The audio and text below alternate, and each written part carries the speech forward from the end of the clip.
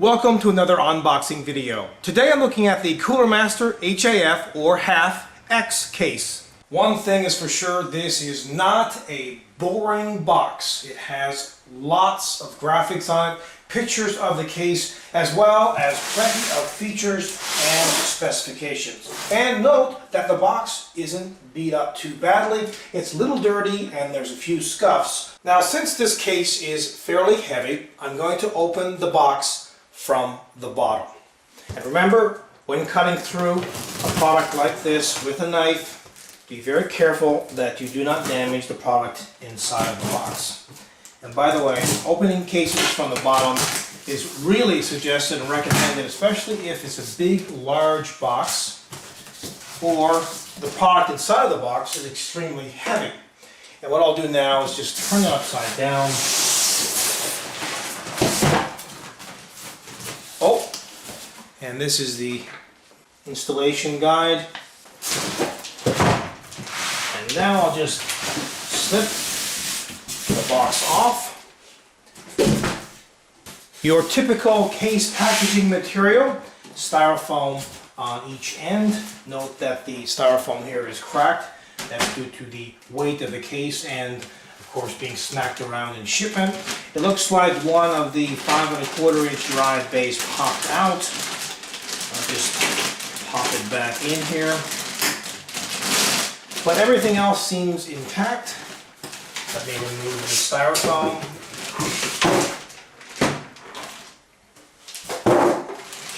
And the bag.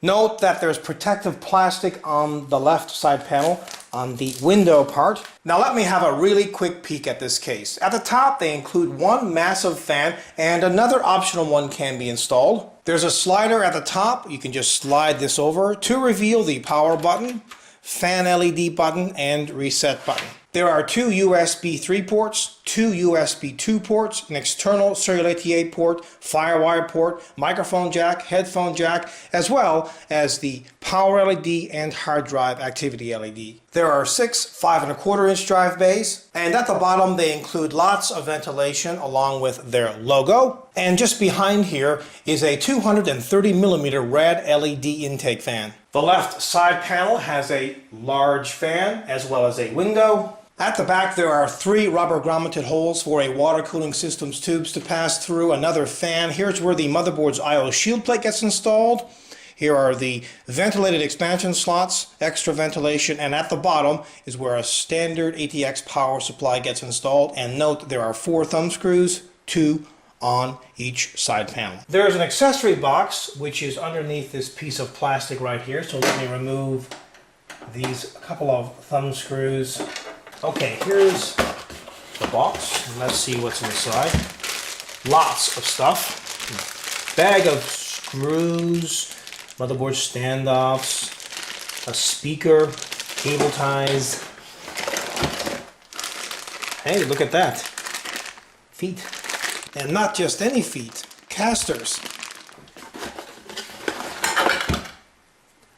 Power cord.